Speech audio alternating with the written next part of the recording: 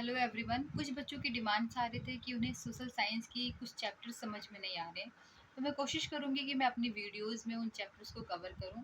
Specially मेरा focus class 6, 7 और 8 की बुक्स में होगा, क्योंकि ऑब्वियस सी बात है, मेरा भी कुछ अभी बिजी शेड्यूल चल रहा है। मेरे हर एक वीडियो में आपको उस टॉपिक का, उस चैप्टर का क्रक्स मिलेगा, ताकि आप इजी टू अंडरस्टैंड कर सको। आज हम पढ़ेंगे chapter 1 of class 6 geography. Topic the earth in the solar system. दोस्तों, क्या आपने कभी रात के समय आसमान को ध्यान से देखा है? ऐसा लगता है जैसे आसमान हीरे से भरा हो। It's feel like the sky is full of diamonds.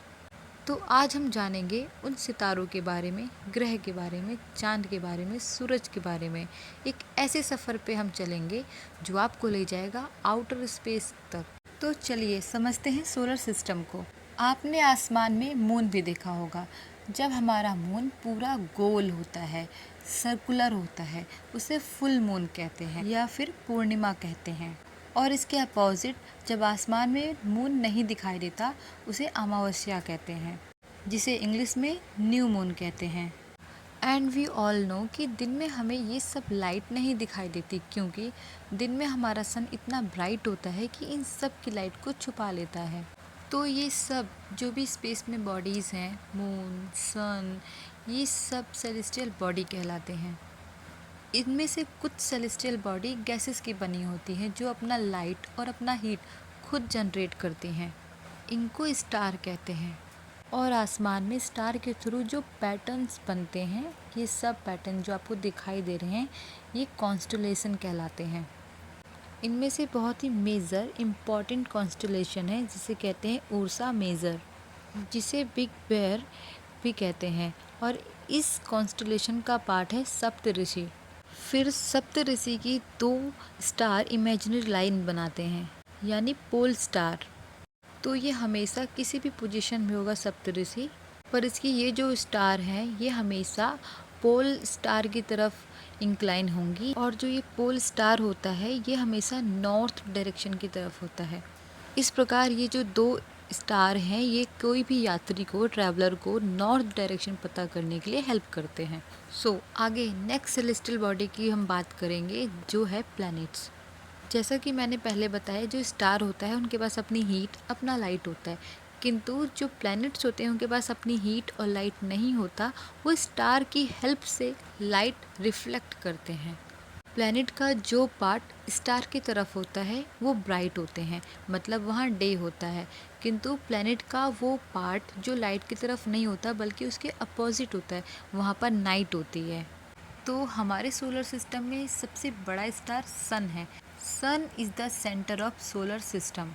जो भी प्लैनेट्स हैं, एस्टेरॉइड्स हैं या फिर पार्टिकल्स हैं, वो सन के अराउंड रिवॉल्व करते हैं, यानी सन का चक्कर लगाते हैं। तो अब बात करते हैं प्लैनेट्स की। हमारे सोलर सिस्टम में 8 प्लैनेट्स हैं: Mercury, Venus, Earth, Mars, Jupiter, Saturn, Uranus, Neptune. इन सब प्लैनेट में एक ही प्लैनेट है जहाँ पर लाइफ पॉसिबल है, जो कि हमारा अर्थ है। इसीलिए अर्थ को यूनिक प्लैनेट भी कहते हैं। हमारे अर्थ में लाइफ पॉसिबल इसलिए है क्योंकि यहाँ पर ना तो बहुत ज़्यादा गर्मी है, ना बहुत ज़्यादा सर्दी। यहाँ पर एक परफेक्ट एटमॉस्फेयर मिलता है। हमारा अर्थ सोलर सिस्टम में 3rd नंबर का प्लैनेट है, और साइज़ की बात करें तो यह 5वें नंबर पे आता है। हमारे अर्थ को ब्लू प्लैनेट भी कहते हैं, क्योंकि ये आउटर स्पेस से देखने से ब्लू दिखता है, because of it have water. अब हम बात करते हैं नेचुरल सैटेलाइट की। जैसे हमारा अर्थ सन के अराउंड घूमता रहता है, वैसे ही हमारा मून हमारे अर्थ के अराउंड घूमता रहता है। इसीलिए मून को सैटेलाइट कहते हैं। मून का डायमीटर अर्थ के डायमीटर का 1/4 है। आपको यह जान के हैरानी होगी कि मून का हमें हमेशा एक ही पार्ट दिखता है, और ऐसा इसलिए होता है क्योंकि मून का रोटेशन का समय और रिवोल्यूशन का समय दोनों ही बराबर होता है। अब हम बात करते हैं एस्टेरॉइड्स की। तो मार्स और जुपिटर के बीच में बहुत सारे रॉक मटेरियल्स हैं, जिन्हें एस्टेरॉइड्स कहते हैं। बहुत सारे साइंटिस्ट ये मानते हैं कि ये एक प्लैनेट था जो कि बाद में टूट गया और बहुत सारे रॉक मटेरियल में बिखर गया। और यही रॉक मटेरियल सन के अराउंड घूमते रहते हैं, मार्स और जुपिटर के ऑर्बिट के बीच में। अब हम बात करते हैं मीटियोरॉइड्स की। कभी कभी कुछ रॉक मटेरियल्स सन के अराउंड इंडिविजुअली घूमते रहते हैं और कभी कभी ये हमारी पृथ्वी अर्थ से भी टकरा जाते हैं। इसकी वजह से आपने सुना होगा टूटता हुआ तारा। That is all because of meteorite. कोई एक्चुअल में तारा नहीं टूटता। आसमान में हमें जितने भी स्टार दिखते हैं ना, वो सब हमारी गैलेक्सी का पार्ट हैं।